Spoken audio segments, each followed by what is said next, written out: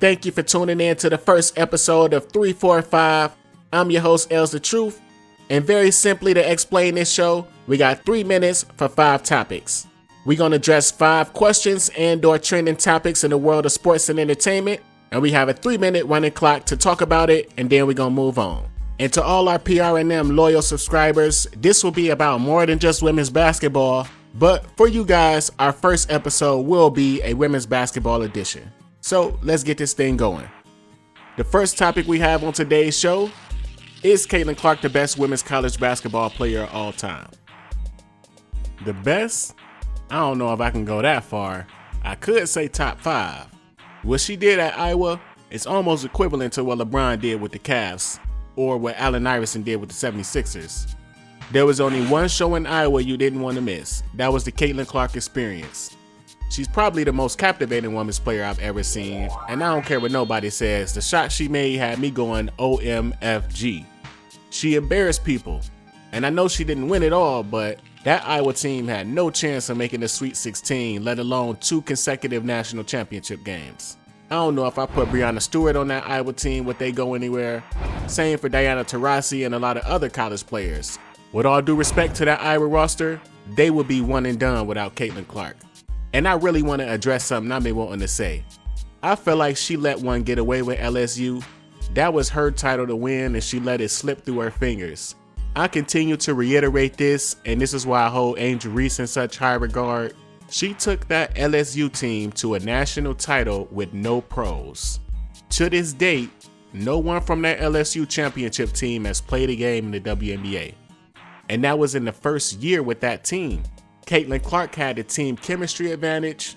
She was definitely the best player in the game. No one was calling Angel Reese the best anything at that time. For me, Caitlyn Clark should have closed that deal. There's no way you can call someone the best at something if they don't reach the pinnacle. This is not a 9-to-5 job. What you do on this job matters. And yeah, it's a job just masked as student athletics, but on a regular job, you don't even got to remember what you did last week. In sports, everything matters. Not winning against LSU, I kind of hold that one against her. That wasn't an inferior team. She could have beat them. Now, South Carolina, that's a whole different story. They had no chance against South Carolina. And the refs tried everything they could to help Iowa with all those ticky-tack whistles, but my answer is no. She's not the best, but top 10, top 5 for sure. Maybe that's something we can discuss on a later date, who's the top 5, top 10, but for me, no, she's not the best. She didn't win. And I done heard a lot of people say you don't have to win to be the best. And I just want to know, where the hell was y'all raised? Who are some of your favorite players? I can almost guarantee you they gonna be some winners. And if your favorite player is a loser or somebody that never won a championship, then you just don't watch sports for the right reason. Just a quick example, a player like Carmelo Anthony, one of the most beloved players all around the country, but nobody calls him the best because he didn't win. If he had won just 1 ring, he would probably be put above players like Kevin Durant or Charles Barkley. So yes, winning does matter. And that brings us to the next question. Will the Indiana Fever make the playoffs? I mean, when you ask me this question, it's a couple things I need to look at. First, I need to look at their roster. I see Aaliyah Boston, I see Kelsey Mitchell, I see Nalissa Smith, 3 great young players that just haven't learned how to win yet. So you already got a big 3 in place. You're bringing in Caitlyn Clark, a true point guard. If anything in her game don't work out, she's going to be able to distribute the ball to Kelsey Mitchell, who's definitely, we know her scoring has worked out in the W. Nalissa Smith, her scoring has worked out. And Aaliyah Boston, she's a double team, triple team waiting to happen. So what we need is for Caitlyn Clark to develop into more of a catch and shoot player because she's really good off the dribble, but we've never really seen her in a catch and shoot spot. So if she can develop that part of her game, then yeah, the Indiana Fever got a really good chance to make the playoffs. But the second thing I need to look at is the conference. Las Vegas Aces. How do y'all teams in the league just keep letting this happen? They just drafted Deasia Fair, Kate Martin from Iowa, and Elizabeth Kitley. So I think it's safe to say they probably going to be winning it for years to come. But getting back to evaluating the conferences, we got to decide which teams that didn't make the playoffs will get into the playoffs and which teams that made the playoffs going to fall out of the playoffs. So Of course, we're going to look at the bottom teams: Chicago Sky, Washington Mystics, Minnesota Lynx, Atlanta Dream. They all finished with just about the same record, and one player having a great game can be the difference between these teams making the playoffs or ending up in the lottery.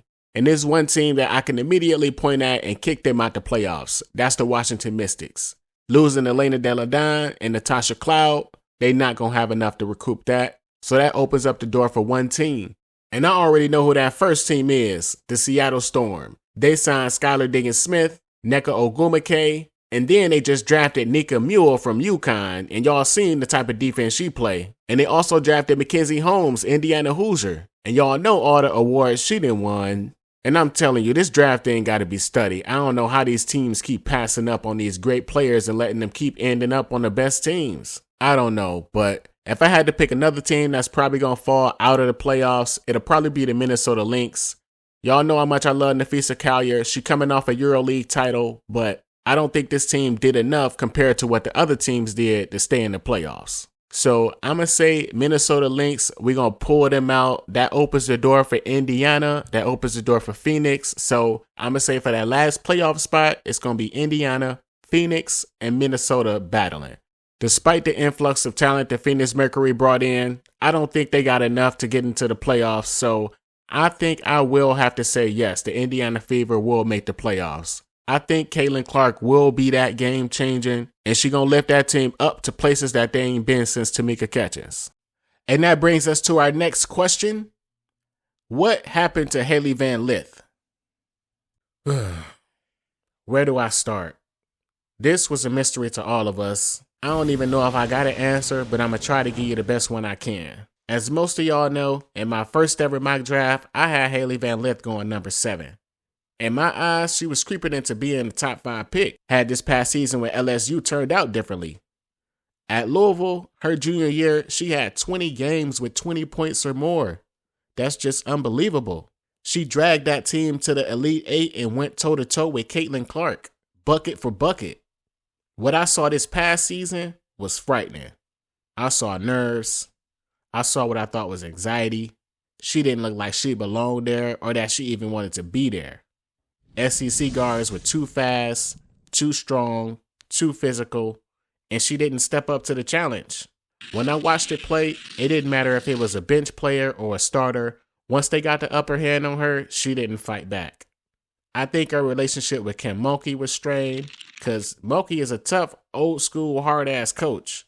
She get animated on the sideline after every mistake. And if you peek over at her at one moment and you see her going crazy, you got to be able to compartmentalize with that and stay locked in. But I really think she took that animation and critique really hard and it affected her game. She didn't show that she had thick skin. And that was the scouting report. Get physical and she won't push back. And again, Kim Mulkey being a hard-ass coach in game on the sideline, just imagine how she is in practice. So my answer to what happened to Hailey Van Lith is she just wasn't built for the SEC. Maybe she don't got the personality to fit in with all those hard black girls. Because Angie Reese, she from the streets of Baltimore. Flau J. Johnson is the daughter of a rapper, and she a rapper herself, so you know she from that street life. And then you got Anissa Morrow, she from Chicago. And we all know what's going down in Chicago, so I don't know what she was thinking about trying to go to LSU. This girl is from Wenatchee, Washington. Less than 35,000 people live in that town. And I'ma guess it's probably less than 10 black people. And I looked up the top sports in Wenatchee, Washington: baseball, soccer, arena football, and ice hockey. Not many black people playing those sports, let me just tell you that. Let me break it down for you again to steal that from Lauryn Hill. I think Hailey Van Lith did what all young kids do, what I did, what you did. She just made a bad decision. We all done took jobs or dated somebody or did something crazy that we wasn't supposed to do. She made a bad decision by going to LSU, and now she got to live with it. But I said once before, we're not going to throw Hailey Van Lith away. I got all the faith she going to bounce back. And we move on. In the next topic, thoughts on Ayoka Lee getting the 7th year of eligibility. Come on now, girl. It's time for you to get a job and start a family. But in all seriousness, I think it's cool if that's what she really want to do. The WNBA ain't no joke now. Ain't no guaranteed contracts up there. So if she feel like she ain't ready, I guess she just not ready. And the worst part about all this is Kansas State ain't won nothing. If she can make a run with that team, maybe she could move up on the draft board, but I don't know how much further she can move up because she's not getting into the top 5, so what are we doing here? Having 7 years of collegiate experience is almost a waste at this point. This can't be about basketball because you're not getting better playing Baylor and TCU in the Big 12. You shouldn't be 24 or 25 going up against 19 and 21-year-olds. I don't know. If it was me, I would want to move on, get out of school, and start living my life as a professional. But a lot of people got other plans. God got other plans for other people. But another thing I want to say, and this is just my opinion, so feel free to disagree, but I think a lot of kids are very unsure of themselves. It's a big world out there, and if you don't got it all together, you can wind up getting lost in the shuffle. I feel like sometimes you do just need to put yourself out there. You need to challenge yourself. And I don't think she's really challenging herself right now. Going back to school is kind of the easy way out. And of course, K-State gonna take her back. The AD and coach probably like, yeah, we got a super senior and we got a chance to make a run. You see what Camila Cardoso just did. Not saying K-State is South Carolina or Ayoka Lee is Camila Cardoso, but she is 6'6". She got all the tools to dominate. That 61-point game is looking more like a fluke if she can't get it to translate. It would take a miraculous run by the Wildcats, but let's be for real, it ain't gonna happen. Even in this past tournament, K-State went out in the round of 32 to the Colorado Buffaloes. And if you can't get past them, you most certainly ain't getting past SC or UConn. And let's be honest, the only thing in Colorado worth discussing is Coach Prime and the Denver Nuggets. All due respect to those women. If anything, Ayoka Lee should have just entered the transfer portal. The only way she gonna get the national recognition is by winning. And K-State has 0 Final Fours in program history. This takes me back to my earlier point. She's too comfortable. She's not being challenged. Unless she's studying to be a doctor, it's time to move on. And y'all know Yoki is one of my favorite players. She was included on 2 of our mock drafts. I think if she entered the draft, she probably would have went to a good team, or she probably would have went to a team that was really going to let her get some real playing time. But good for all the freshies and sophomores. There will be no more COVID years, so this whole thing is going to be over, and we're going to get back to how it used to be. Before we get up out of here, thank you for listening and watching and being a part of episode 1 of 345. This is a little different than our PRM women's basketball talk and the Chic and Ball podcast, where those two have highlights. This podcast will be more of just a discussion for us to talk, so feel free to comment and be a part of the discussion. Don't be shy. If you haven't subscribed, please like and subscribe. If you are subscribed, make sure you're going to check out our community posts in the morning. Say happy birthday to those girls. It's not easy getting up every morning to find all those birthdays and pictures, so please make sure you're saying happy birthday. We would appreciate it, and I know those girls would appreciate it. And now with that, let's get to our final topic of the day. What teams got the biggest steal of the draft, and what players went to the best situation? The biggest winners of the draft is a no-brainer to me, the Las Vegas Aces and the Chicago Sky. For the Chicago Sky to come away with the last 2 national champions, Angel Reese and Camila Cardoso, I don't know how y'all allowed that to happen, but Chicago, they secured in the front court for years to come. I think they're going to be able to compete with the Aces with those 2 bigs. We're talking about 2 tough-ass players. They both been in many altercations, so you know the defensive end is going to be lit. And Angel Reese ain't never played with a big like Camila Cardoso. So for all y'all out there that say she can't play against bigs or she have a tough time playing against bigs, she never gonna have to play against the bigs now. Camila Cardoso gonna take them. So she gonna be able to play her natural position. Neither one of those 2 are really gonna have to be dependent on being a franchise player. They can be that together. I think this was a match made in heaven. What a beautiful way for this to turn out, especially for me, because these are the 2 players that I covered the most. I think I did about 10 South Carolina games and maybe 10 or 15 LSU games. So now I don't even have to do that. I can just watch one team. That being said, number 1 at the top of the list of biggest winners is the Chicago Sky, and us here at PRM. Secondly, the Las Vegas Aces. The reason that I think they had the second best draft is because they didn't have any first round picks, but they came away with first round talent. They drafted D.A. Shafir, top 3 scorer in NCAA history, and she don't even really have to play. She can sit behind Kelsey Plum and Chelsea Gray and just come in and be an instant offensive player. And we know one thing about Deasia Fair. She gets buckets. It don't matter what league she been in. It don't matter what conference she been in. She get buckets no matter what. And that's not going to change. And for my second point about the Aces, they were able to come away with Elizabeth Kitley. And y'all know how Liz Kitley get down. She holds just about every record at Virginia Tech. And she did have a knee injury, which is why she dropped in the draft. But the fact that she can sit behind Asia Wilson, she can sit behind Kia Stokes, and just flat out learn the game of basketball, that's going to do wonders for her, and that's going to do wonders for this team. And I can also say, even if Liz don't play 1 minute with the Las Vegas Aces, she going to have a full year to recover, and after that, she going to be a highly valued commodity for a lot of other teams. Because a lot of people thought she would have won in the first round if she didn't never get hurt. And I know a lot of y'all don't know, the general manager for the Las Vegas Aces is Natalie Williams. She's a former 3rd overall pick. She was drafted in 1999 by the Utah Stars.